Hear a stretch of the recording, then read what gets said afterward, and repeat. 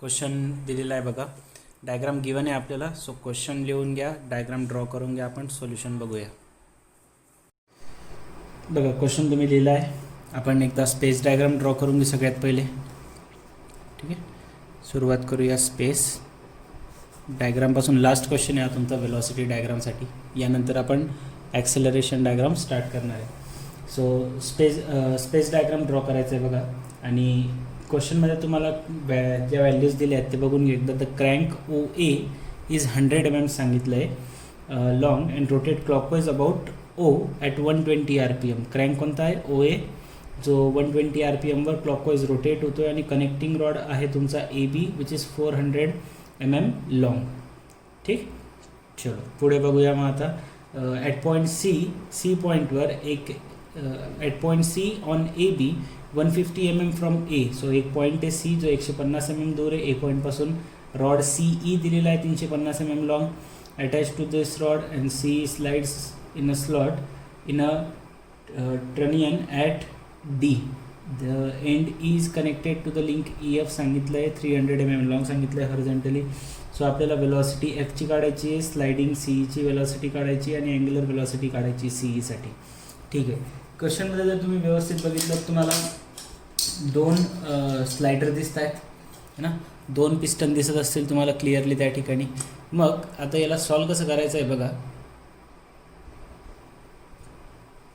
चला सगळ्यात पहिले स्पेस डायग्राम ड्रॉ करणार. आणि स्पेस डायग्रामसाठी काय लागेल आपल्याला? एक स्केल घ्यावी लागेल, कारण व्हॅल्यूज खूप मोठ्या मोठ्या दिसत आहेत. 300 mm, 200 mm, 350 mm है ना, 400 mm ची व्हॅल्यू आहे. सो 400 mm म्हणजे 8 सेंटीमीटर होऊन जातं ते है ना. मोठी डायग्राम येऊन जाईल अशी. मग काय घ्यायचं? 50 ओ ए किती सांगितलं? 100 ना. 50 mmचंच घेऊया. स्केल काय घेणार मी या ठिकाणी स्पेस डायग्रामसाठी? 50 mm इज इक्वल टू काय घेणार? 1 सेंटीमीटर. 50 mmला काय कन्सिडर करणार आहे मी? 1 सेंटीमीटर लाईन ड्रॉ करायची. चलो ठीक आहे. मग सगळ्यात पहिले क्वेश्चनमध्ये सांगितलं आहे की एक हॉरिझॉन्टल लाईन आहे. एक रँडम पॉईंट कन्सिडर करा. सगळ्यात पहिले बी, सॉरी आपला ओ. इथं कन्सिडर केला कोणता पॉईंट? एक ओ. इथून एक व्हर्टिकल लाईन ड्रॉ करावी लागेल. ठीक आहे, थोडं कॉर्नरला करूया, कारण जर बसला नाही मध्ये डायग्राम जर बसली नाही तर अजून प्रॉब्लेम होऊन जाईल. मी इथं कॉर्नरला ओ पॉईंट कन्सिडर करतो. एक स्ट्रेट लाईन ड्रॉ करा. स्ट्रेट लाईन कशी ड्रॉ करणार? रेफरन्स लाईनपासून तुमच्या नोटबुकच्या इथं रेफरन्स लाईन राहतात ना, तिला अशी समोर घ्यायची रोलर स्केलने. सो यार मला इथं पण दिलेली एक रेफरन्स लाईन, त्यामुळे मी इथल्या इथं कन्सिडर करतो आहे.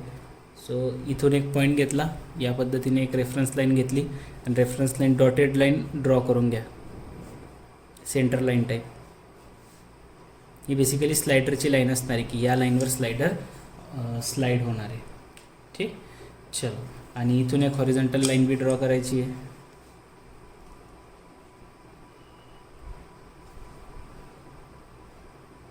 कारण या ठिकाणी पण एक स्लायडर आहे जो या हॉरिझॉन्टल लाईनवर स्लाईड होईल. ठीक आहे, हा पॉईंट आहे तुमचा ओ. नाव इथून या हॉरिझॉन्टल लाईनपासून अँगल किती आहे खाली? 30 डिग्री सांगितलं आहे. स्पेस डायग्रामला सुरुवात करतो आहे आपण बघा आता. सो या ठिकाणी सगळ्यात पहिले या पद्धतीने व्यवस्थित आपल्या लाईन्सवर त्याला सेट केलं. 30 डिग्री सांगितलं आहे खाली, 30 डिग्री. ठीक आहे, या साईडला ओ टू ए किती डिस्टन्स आहे? ओ टू ए किती सांगितलं होतं? 100 mm सांगितलं आहे. ओ ए किती सांगितलं आहे? 100 mm. 50 mmला किती आहे? 1 सेंटीमीटर. तर 100 mmला किती राहील? 2 सेंटीमीटर. मग 2 सेंटीमीटर लाईन आपल्याला या ठिकाणी ड्रॉ करायची आहे.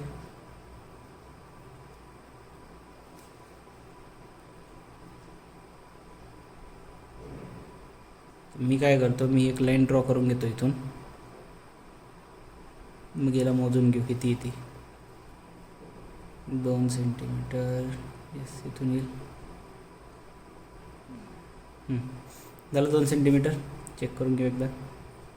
येस, 2 सेंटीमीटरची लाईन ड्रॉ केली गेली. हा पॉईंट कोणता राहील तुमचा? ओ. हा पॉईंट राहील ए. इथून ए पासून बी, ए बी किती सांगितलं आहे? 400 mm है ना. ए पासून बी किती सांगितलं आहे? 400 mm. ए पासून बी 400 mm आहे, तर मग तुम्हाला एक चॉप ड्रॉ मारावा लागेल त्या ठिकाणी है ना.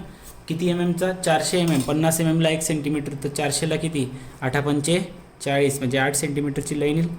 कर्कटकमध्ये आपण 8 सेंटीमीटर सेट करून घेऊ. हे घेतलं 8 सेंटीमीटर. ए पॉईंटवर तो ठेवायचं. ए पॉईंटवर ठेवलं इथून एक चॉप मारला या पद्धतीने, तिथं तुम्हाला भेटून जाईल तुमचा पॉईंट बी.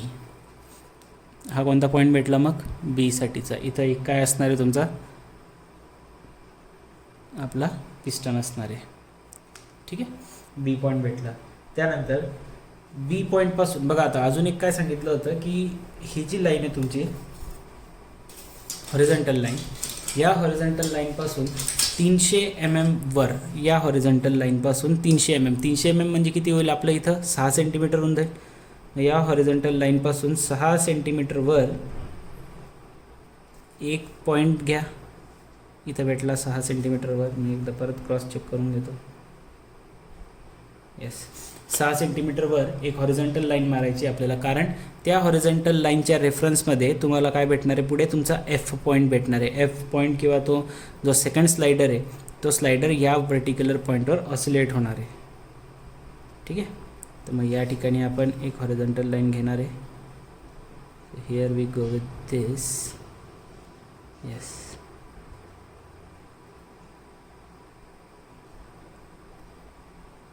ओके. सो हे भेटलं. इथं एक मी आपल्या स्लायडरसाठी एक स्ट्रेट लाईन ड्रॉ करून घेतो.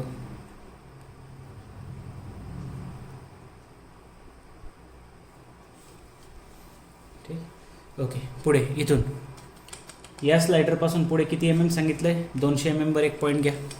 या स्लायडरपासून एक 200 mm वर एक पॉईंट घ्यायचा आहे आपल्याला. चलो ठीक आहे, घेऊन घेऊ मग. 200 mm म्हणजे किती राहील? 4 सेंटीमीटर राहील ना. हे इथं 200 mm म्हणजे 4 सेंटीमीटरवर एक पॉईंट घ्यायचा आहे आपल्याला. घेतला एक 4 सेंटीमीटरवर पॉईंट. इथं मोजून घ्यायचं त्याला व्यवस्थित. इथं एक आहे 4 सेंटीमीटर. येस, हे 4 सेंटीमीटर. इथं एक पॉईंट येणार आहे तुमचा, कोणता? दिस इज युअर पॉईंट डी, है ना. हा कोणता पॉईंट राहील तुमचा? डी राहील. ही लाईन जोड. इथून तुम्हाला एक, आता ए आणि बी पहिले जोडून घेऊ आपण. ए बी जोडायचा राहूनच गेला आपला. ए बीचे पॉईंट्स काढून ठेवले, फक्त जोडलाच नाही पण. सो हा तुमचा पॉईंट बी, हा तुमचा इकडे पॉईंट ए. याला जॉईन करून घेऊ, ए टू बी. ठीक आहे, आता क्लिअरली सांगितलं आहे की ए पासून सी पर्यंतचं जे अंतर आहे ते 150 mm आहे क्वेश्चनमध्ये, है ना. At point C on A B 150 mm from A. A पासून 150 mm. ए पासून 150 mm म्हटल्यावर आपलं किती येईल? 3 सेंटीमीटर येईल. मग 3 सेंटीमीटरची लाईन इथून ड्रॉ करा. From this point two this point. Yes, here. इथं काय येणार आहे? पॉईंट सी येणार आहे. ठीक आहे, आता या सी पॉईंटमधून एक डी पॉईंट जाईल. डी पॉईंट माहिती आहे आपल्याला, हा एक असा सी टू डी. आणि डीला आपण वरती एक्सपांड करणार आहे कुठपर्यंत? ईपर्यंत. ठीक आहे, डीला आपण एक्सपांड करणार आहे कुठपर्यंत? ईपर्यंत. आणि क्वेश्चनमध्ये आता बघा, डी टू तुमचं डीपासून ईपर्यंतचं अंतर किती सांगितलं आहे? The end E is connected to by link the F. हां बघा, सी सांगितलं आहे आपल्याला 350 mm लॉंग आहे. सी टू ई डिस्टन्स किती आहे? 350 mm. 350 म्हणजे किती येईल? 50ला 1 तर 350ला 7 सेंटीमीटर येतं. ते 7 5 7 35 होतं ना. सो 50 mm साठी 1 सेंटीमीटर, तर 350 mm साठी किती? 7 सेंटीमीटर. मग 7 सेंटीमीटर तुमचं इथपर्यंत येतं आहे. So this will be your point E. ठीक आहे, हा होता तुमचा पॉईंट सी, हा होता पॉईंट डी. इथं भेटला पॉईंट ई. आणि ई टू एफचं अंतर बी दिलेलं आहे आपल्याला. ते किती सांगितलं आहे बघा. The end E is connected by the link E F 300 mm long to horizontally moving slider F. So E पासून एफपर्यंतचं अंतर किती आहे? दॅट इज ई पासून एफपर्यंतचं अंतर सांगितलं आहे तुम्हाला 300 mmचं. 300 mm म्हणजे किती येईल ते? मग आता 6 सेंटीमीटर. मग या कर्कट आपल्या याच्यामध्ये 6 सेंटीमीटरचा डिस्टन्स घ्या. डायरेक्ट असं स्केलने जोडायचा प्रयत्न नका करू. 6 सेंटीमीटर ते बरोबर येणार नाही आहे, म्हणून हे याच्यामध्ये घ्यायचं 6 सेंटीमीटर या पद्धतीने इथं ठेवून घ्यायचं. परत एकदा मधून मी बरोबर झालं आहे का? थोडं छोटं होऊन गेलं. येस, इथं ठेवायचं ई पॉईंटवर, या हॉरिझॉन्टल लाईनवर चॉप मारला, जिथं इंटरसेक्ट झालं तो पॉईंट येऊन जाईल तुमचा F. Here it is your point F. आला स्लायडर आणि ई टू एफ जॉईन करून घेऊ.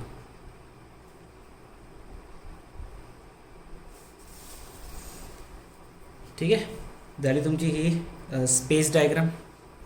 ओ A B C D E F सगळे पॉईंट्स ड्रॉ झाले. चलो ठीक आहे, मग आता आपण स्टार्ट करूया आपली वेलॉसिटी डायग्राम. वेलॉसिटी डायग्राम कशी ड्रॉ करतात तुम्हाला माहिती आहे. त्यापूर्वी क्वेश्चनमध्ये आपल्याला हे दिलं असेल बघा, काहीतरी RPM दिले असतील क्रँकचे. ओके, सो आपल्याला दिलेलं आहे क्वेश्चनमध्ये काय की त्या crank OA rotate in a clockwise about O ना. या O पॉईंटच्या अबाउट आपली जी क्रँक आहे तो क्लॉकवाईज रोटेट होतो आहे. ठीक, हा तुमचा पॉईंट कोणता आहे, O आहे. आणि या O पॉईंटच्या अबाउट OA जो क्रँक आहे तो तुमचा O पॉईंटच्या अबाउट OA क्लॉकवाईज रोटेट होतो आहे. हा अँगल ऑफ इन्क्लिनेशन तुमचा 30 डिग्री होता. त्यांनी सांगितलं आहे की कितीवर रोटेशन होतं आहे, त्याचं N दिलेलं आहे तुम्हाला रोटेशनसाठी.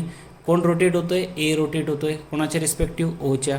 So N of A with respect to O is equal to किती सांगितलं आहे, 120 RPM. ओमेगा काढू शकतो आपण याच्यावरून कसं, 2 पाय N ने. सो 2 पाय इंटू N ची व्हॅल्यू 120 पर मिनिटमध्ये डिवाइड बाय 60 करा. डिवाइड बाय 60 केलं तर किती होऊन जाईल ते 4 पाय. आणि 4 पाय म्हणजे किती होऊन जाईल 12.56 रेडियन पर सेकंड. हे भेटलं ओमेगाची व्हॅल्यू. N भेटला, ओमेगा भेटला, तर V equal to R omega वापरू शकतो आपण. Velocity of A with respect to O is equal to O to Aचं डिस्टन्स घ्यायचं multiply by omega of AO. So velocity of AO is equal to OA ची value O to A. किती distance सांगितलं आहे आपल्याला क्वेश्चनमध्ये, O to Aचं distance 100 mm सांगितलं आहे. तर 100 ॲज इट इज ठेवायचं. MM मीटरमध्ये कन्वर्ट करण्यासाठी divide by 1000 multiply by omega of AO जर काढायचं आपल्याला तर किती होऊन जाईल 12.56. कॅल्क्युलेशन करूया.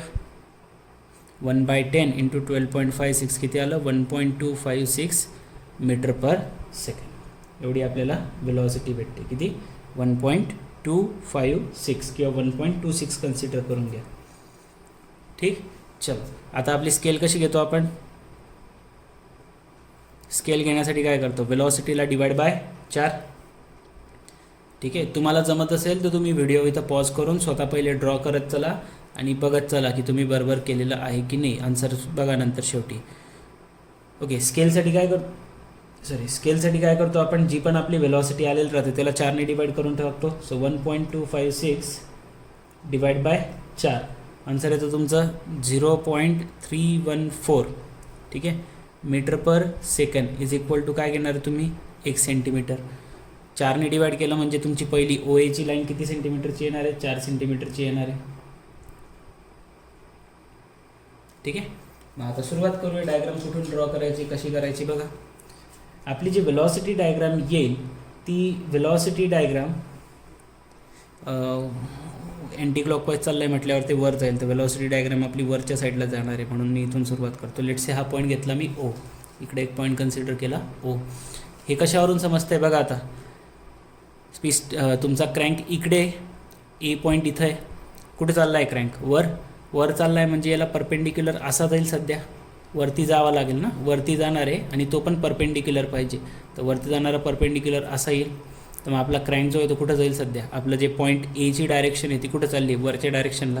तर OA ला परपेंडिक्युलर लाईन आपल्याला वरच्या साईडला काढावी लागेल. मग आता परपेंडिक्युलर लाईन्स ड्रॉ करायचे आहेत. तर मग आपले सेट स्क्वेअरचा रोल सुरू होऊन जातो. सगळ्यात पहिले सेट स्क्वेअर एका लाईनवर ॲडजस्ट करा व्यवस्थित.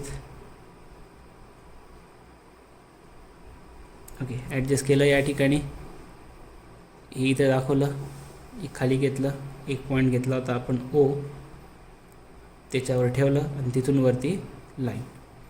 मला नाही माहिती किती ड्रॉ करायची आहे ना, की माहिती आहे आपल्याला. OA बद्दल पहिली लाईन माहीत राहते ना आपल्याला, किती सेंटीमीटरची राहते, 4 सेंटीमीटर.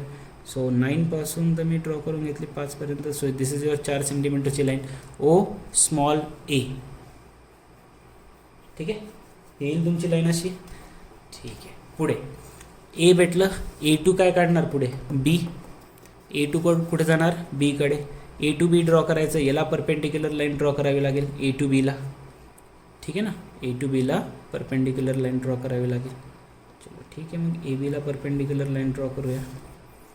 ही अशा पद्धतीने येईल काहीतरी, ही परपेंडिक्युलर. ठीक आहे, ही लाईन येणार आहे ना, ही परपेंडिक्युलर येईल इकडच्या साईडला. तर हे खाली घेऊ, त्याच्या पॅरलल हे घेऊ, हे आणलं खाली. मग आता बघा आपला स्केल इकडे येते, आपल्याला ड्रॉ इथून करायची आहे ना. तर मग आता त्याला सरकवण्यासाठी हे पण शिका की परपेंडिक्युलर आणायची तर आहे खालपर्यंत, आणली आपण या अशा पद्धतीने.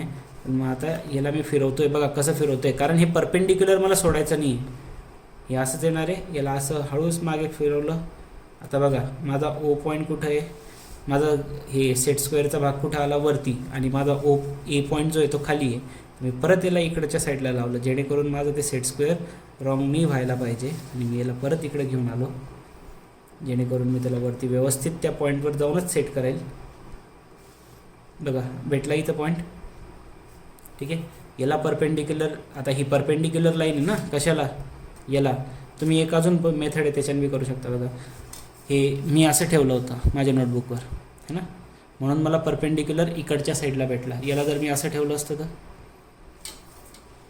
आणि हे इकडच्या साईडला ठेवलं असतं तर, काहीही करा तुम्ही, फक्त परपेंडिक्युलर लाईन ड्रॉ करा, बस एवढंच म्हणणं आहे. हे असं बी परपेंडिक्युलर येईल ना, फक्त हे परपेंडिक्युलर इकडच्या साईडवाला दिसतं, इकडच्या साईडवाला नाही दिसत आहे.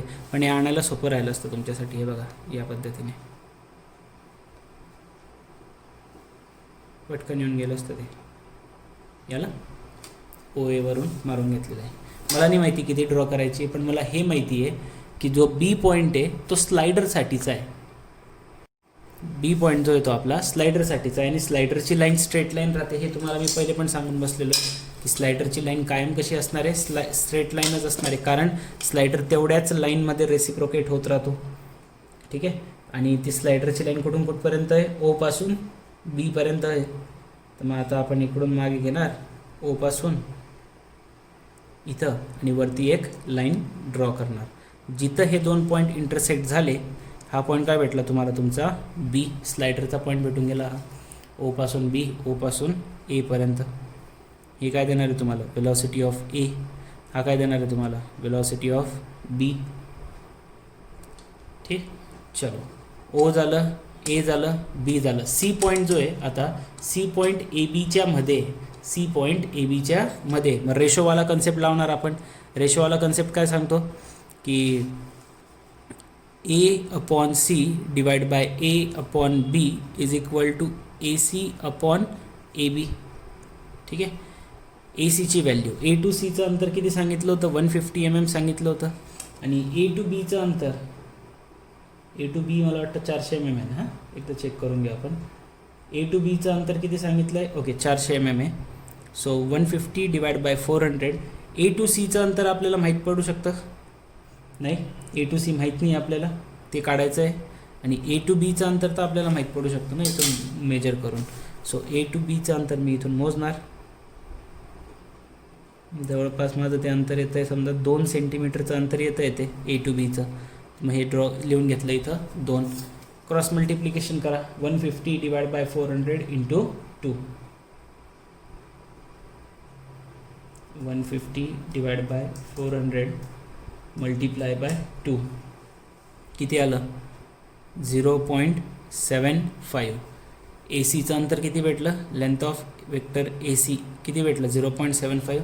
ए पासून सी पर्यंतचं अंतर भेटलं आहे किती, 0.75. ए पासून सी पर्यंतचं 0.75. आता बघा 0.75 सेंटीमीटर येते, पूर्ण 1 सेंटीमीटर पण नाही येते है ना, याचा अर्थ 75 mm येते. तर मग आता बघा 0.7 कुठे येईल, हे तुमचं इथं 0.5, 0.6, 0.7, 7 आणि 8च्या मध्ये कुठेतरी डॉट ठेवून द्यायचा.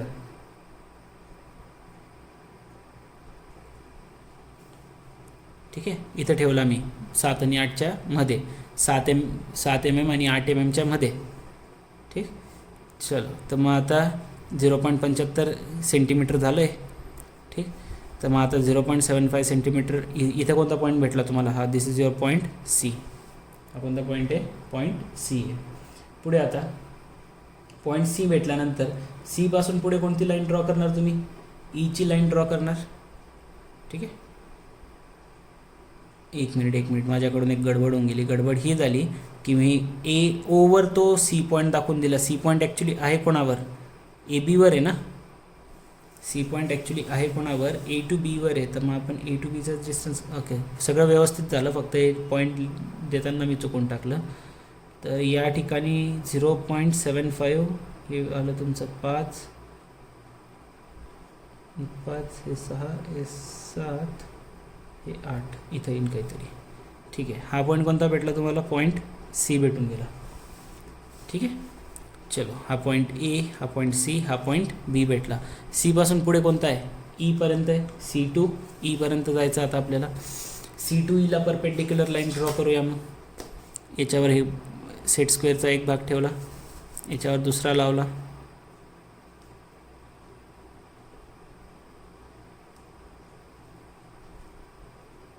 ठीक आहे, ही परपेंडिक्युलर लाईन बनली. आता याला खाली आणायचं आहे.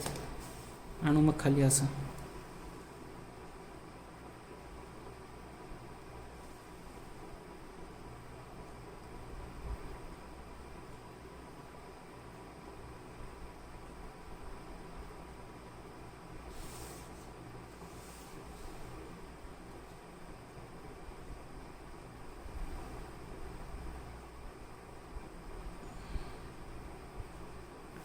ओके, आणि याला अजून परत थोडंसं खाली, कारण इथं आपल्याला सी पॉईंट जवळ आणायचं आहे त्याला.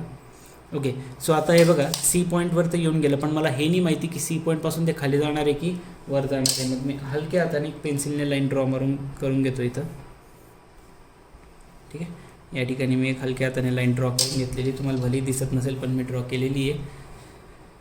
ओके, पुढे बघा आता या सी पॉईंटपासून कुठेतरी एक पॉईंट भेटेल, जो कोणता येणार आहे? पॉईंट ई येणार आहे ना. सी पॉईंटपासून एक कोणता तरी पॉईंट भेटेल, तो कोणता येणार आहे? पॉईंट ई येणार आहे. त्यानंतर आता एफ पॉईंटबद्दल, आता तुम्ही एफ पॉईंट तर शोधूच नाही शकत, मग तसा आता कुठे येईल मला माहीत नाही आहे, कारण ई पॉईंटचाच पत्ता नाही म्हटल्यावर ई आणि एफला जॉईन करायचा प्रश्नच येत नाही. पण हे लक्षात घ्या की एफ पॉईंट जो आहे तो परत कोणता पॉईंट आहे? एक स्लायडरचा पॉईंट आहे, आणि स्लायडिंगचा पॉईंट ऑलवेज कुठून येतो? तो पण फिक्स पॉईंटपासून येतो. जसं डायग्राममध्ये कुठेही फिक्स पॉईंट असला त्याला आपण एकाच जागेवर आणतो, तसं डायग्राममध्ये कुठेही स्लायडिंगचं मोशन असलं तरी त्याची सुरुवात कुठून होते? फिक्स पॉईंटपासून होते. हे स्लायडिंग व्हर्टिकल डायरेक्शनमध्ये होतं, हे स्लायडिंग कसं आहे? हॉरिझॉन्टल डायरेक्शनमध्ये. ओ पॉईंटपासून काय ड्रॉ करावी लागेल मग तुम्हाला? एक इथं हॉरिझॉन्टल लाईन है ना. ओ पॉईंटपासून काय ड्रॉ करावी लागणार आहे? एक हॉरिझॉन्टल लाईन, ज्या लाईनवर काय येईल? एफ पॉईंट येईल. कुठपर्यंत येईल माहीत नाही है ना. एफ पॉईंट कुठपर्यंत येईल माहीत नाही, तर त्या लाईनवर येणार आहे एवढं माहिती आहे.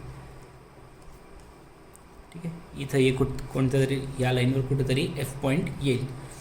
ठीक आहे, तसंच ह्या लाईनवर कुठेतरी आपला इथं एफ जर भेटणार आहे खाली बघा आता, आणि ह्या लाईनवर कुठेतरी ई भेटणार आहे, कारण सी पॉईंटपासून पुढे कोण येईल? डी आणि ई येईल ना. ह्या लाईनवर कुठेतरी डी ई भेटणार आहे. ठीक, आणि या लाईनवर एफ भेटणार आहे. आता ई एफला परपेंडिक्युलर लाईन बघून घ्या कशी येणार आहे एकदा, म्हणजे तुम्हाला समजून जाईल की एक्झॅक्टली तुमचा ई पॉईंट जो आहे तो इकडं वरती जाणार आहे की खाली जाणार आहे. इथून तुम्हाला याच्यावरून तर समजूनच गेलं असेल की सी पॉईंट नंतर इकडं खालीच येणार आहेत ते 2 पॉईंट. पण तरी एकदा कन्फर्मेशनसाठी तुम्ही काय करू शकता, इथं तुम्ही आपलं सेट स्क्वेअर ठेवला,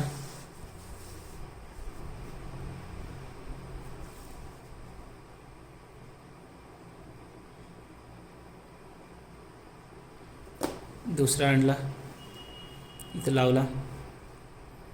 ठीक आहे, ही परपेंडिक्युलर लाईन भेटून गेली. या परपेंडिक्युलर लाईनला आता खाली घेऊन जायचं आहे. सेट स्क्वेअर हल्ला नाही पाहिजे ह्याचं काळजी घ्या. जो फिक्सवाला आहे आपला तो महत्त्वाचा आहे.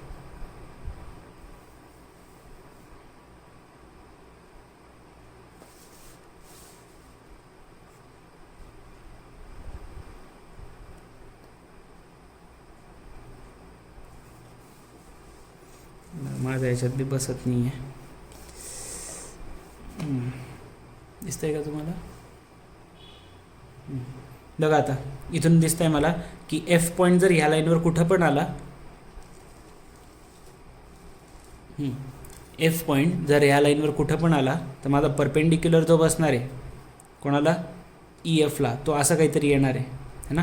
आणि ई एफला जो परपेंडिक्युलर येणार आहे तो या एफ पॉईंटला जिथं पण येईल, तो या सी वरून जी लाईन निघालेली ही जिथं डी आणि ई पॉईंट येणार होते ते इकडेच कुठेतरी इंटरसेक्ट होतील है ना. तर मग आता बघा कुठे इंटरसेक्ट होतात त्यानुसार आपण ड्रॉ करूया.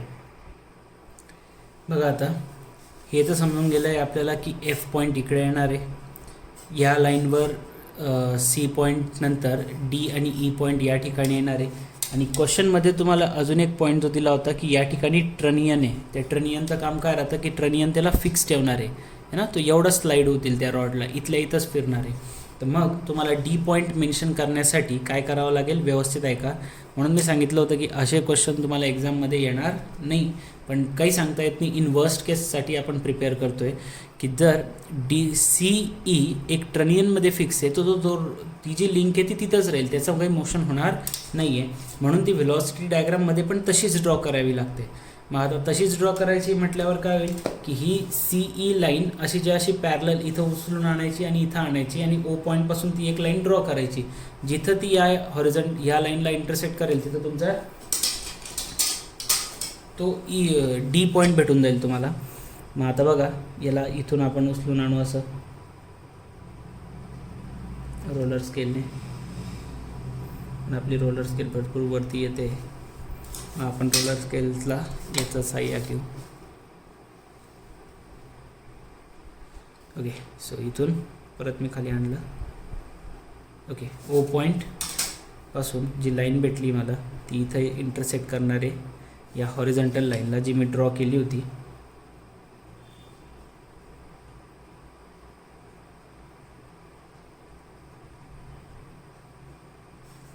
ठीक आहे, हा पॉईंट भेटला तुम्हाला तुमचा डी. हा पॉईंट कोणता भेटला, डी. आता डीच्या पुढे कोण येणार आहे, ई पॉईंट येणार आहे.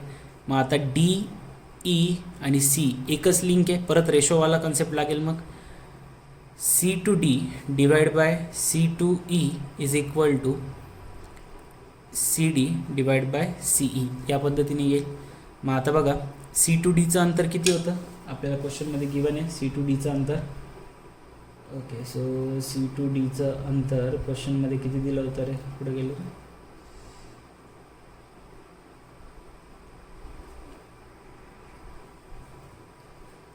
आपल्याला. अच्छा, आपल्याला C to Dचं अंतरच दिलेलं नाही, आपल्याला CEचं अंतर दिलं होतं. आणि CEचं अंतर किती दिलं होतं, CEचं अंतर दिलं आहे आपल्याला 350 mm. ठीक आहे, बघा ते पुट करू आपण पहिले. हे 350 mm. C to Dचं अंतर इथून मोजू शकतो आपण. CEचं अंतर आपल्याला पाहिजे है ना, C to Dचं अंतर इथं मोजू आणि इथं लिहू. हे CDचं अंतरसुद्धा माहीत नाही आहे, पण हे पण आपण मोजू शकतो इथून है ना, आणि स्केलमध्ये टाकून आपण व्हॅल्यू लिहू शकतो.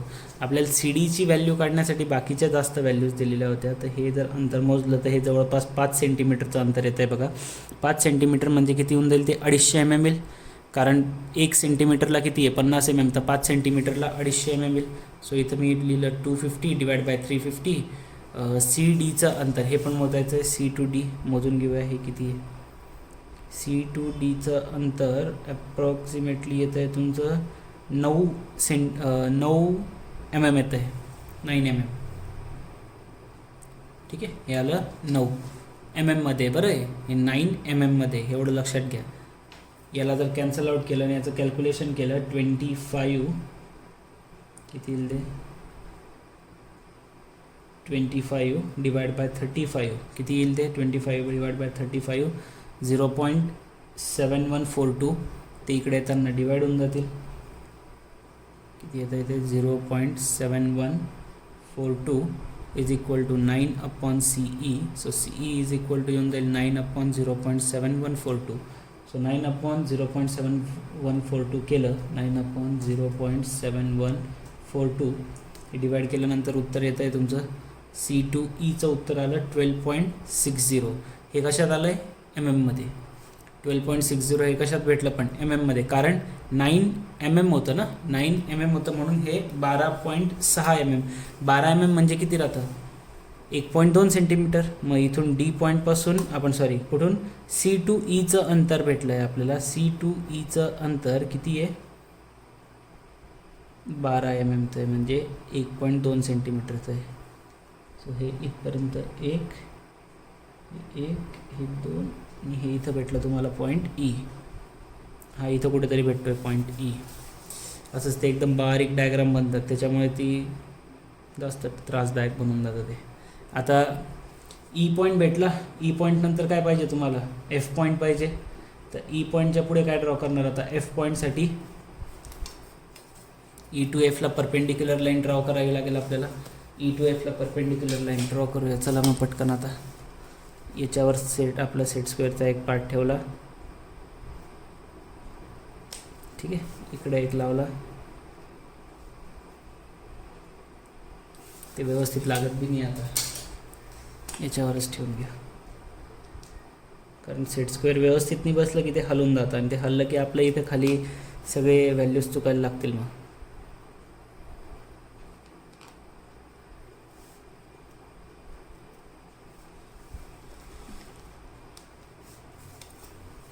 आता असं काही तुम्ही माझ्यासारखं घरी ट्राय नका करू. आता बरेच वर्ष होऊन गेले म्हणून जमून जातं बरोबर आहे की नाही ते अद्दर हलवायचं. तुम्ही गडबडून टाकाल रे, उगाच ते आन्सर चुकून जाईल, ठीक आहे. ई पॉईंटपासून एक खाली लाईन ओढली मी इथे या पद्धतीने. जिथं ही हॉरिझॉन्टल लाईनला इंटरसेक्ट झाली, ई पॉईंटपासून ही परपेंडिक्युलर लाईन घेतली मी या ई एफला, इथं ही पॉईंट इथं इंटरसेक्ट झालं एफ, आणि हे भेटलं तुमचं आता हे स्लायडरचं पाथ ओ एफ. चला, ही झाली तुमची वेलॉसिटी डायग्राम. आता क्वेश्चन सॉल्व करून घेऊ. पहिला क्वेश्चन काय दिला आहे, velocity of F. Velocity of F काढायची, फक्त सिंगल पॉईंट आहे ना. काय सांगितलं आहे तुम्हाला, वेलॉसिटी ऑफ एफ काढायचं आहे आपल्याला. तर वेलॉसिटी ऑफ एफ काढायचं आहे, तर हे डिस्टन्स मोजा, स्केलमध्ये ठेवू, मोजावं लागेल मग ते. आता स्केलमध्ये ठेवण्यासाठी मोजूया आपण, किती आहे बघू.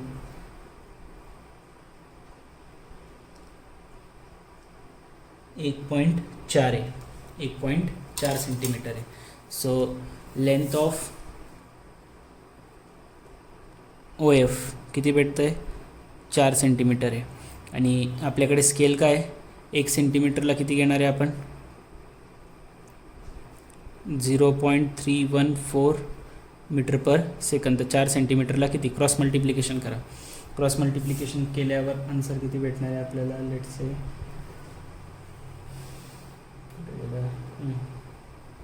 तर किती आलेलं आहे आपलं ते 0.314 मल्टिप्लाय बाय 4 येतं 1.256. हे किती भेटलं होतं आपल्याला,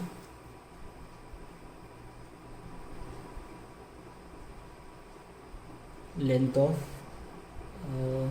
ओ एफ किती लिहिलं मी, 1.4 सेंटीमीटर. गडबडून राहिली आता जास्त. लेंथ ऑफ ओ एफ किती आहे, 1.4 सेंटीमीटर आहे. तर आपल्याला फाइंड आउट काय करायचं आहे, length of O F 1.4 centimetre आहे. स्केल काय सांगते की 0.314 मीटर पर सेकंड म्हणजे किती राहतं, 1 सेंटीमीटर. तर 1.4 सेंटीमीटरला किती असं घ्यावं लागेल. आणि 1.4 सेंटीमीटरला जी काही वेलॉसिटी भेटेल ती कोणाची भेटणार आहे तुम्हाला, एफची भेटेल. ओके, सो मग आता कॅल्क्युलेट करूया बघा. 0.314 multiply by 1.4 divide by 1 is equal to किती आलं, 0.4396. So velocity of F is equal to भेटतं 0.4396 मीटर पर सेकंड. पहिला आन्सर वेलॉसिटी ऑफ एफ. बुकमध्ये किती दिलं एकदा चेक करून घेऊया. वेलॉसिटी ऑफ एफ बुकमध्ये दिलं आहे 0.5 दिलेलं आहे त्यांनी. आपलं बरंच कमी आलं तरी 0.1ने कमी येतं आहे आपलं आन्सर. 0.53 दिलं आहे त्यांनी.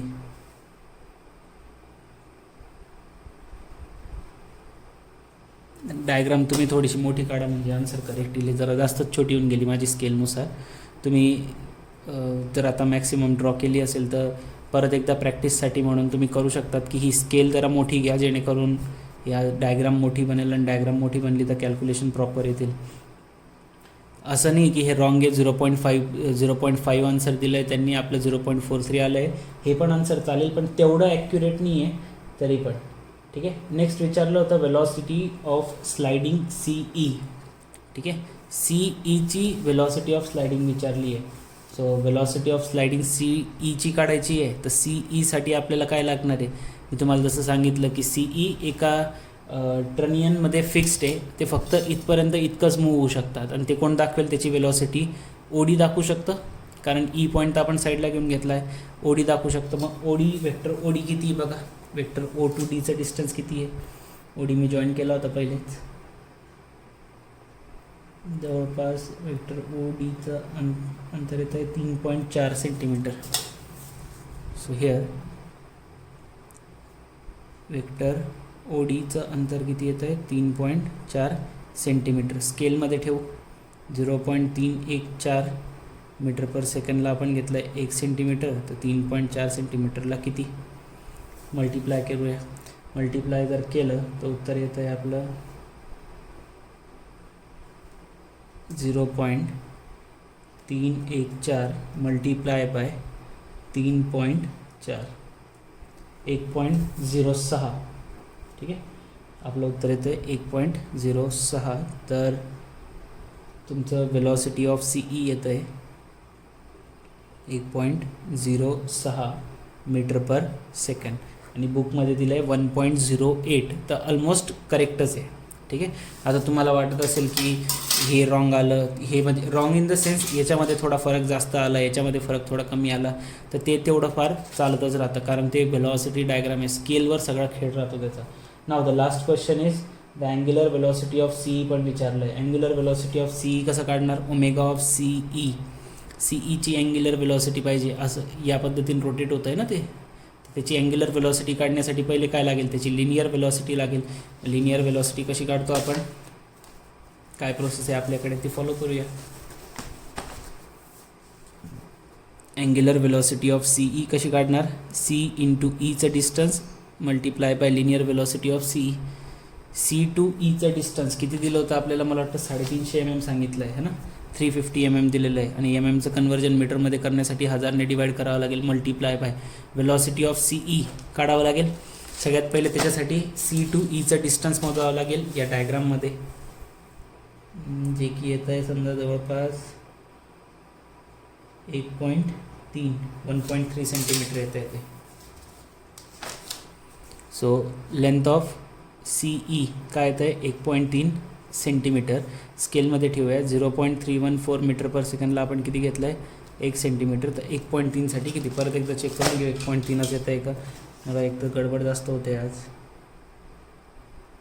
1.3 ठीक आहे, कॅल्सीमध्ये ठेव, 1.3 सेंटीमीटरला किती, 1.3 गुणिले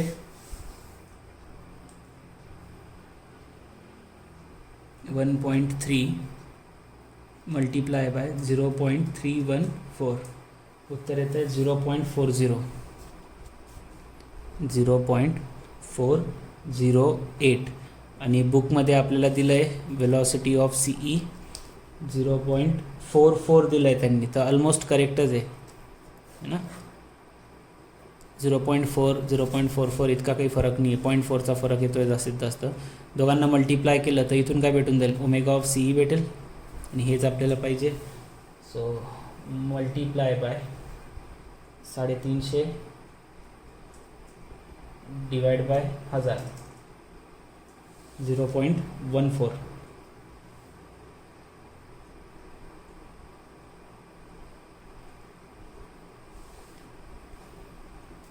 अरे काय गडबड करतो आहे मी. ओके, अगेन माय मिस्टेक, सॉरी. काय झालं आहे काय माहिती, डोकंच चालत नाही आज. फॉर्म्युला उलटा लिहिला गेला तो. Linear velocity is equal to काय राहतं, distance multiply by angular velocity. तेच मला काहीतरी वाटत होतं गडबड, म्हटलं ठीक आहे करेक्ट येतं आहे. 0.408 आपली लिनियर वेलॉसिटी आली होती. सी ईचं उत्तर आपलं 350 भागिले 1000 होतं. ओमेगा ऑफ सी ई काढायचं आहे. So omega of C E is equal to 1000 इकडे येऊन मल्टिप्लाय करू, 0.408 इंटू 1000 डिवाइड बाय 350. हे राईट, करूया आता कॅल्क्युलेशन, येऊन जाईल आता आन्सर.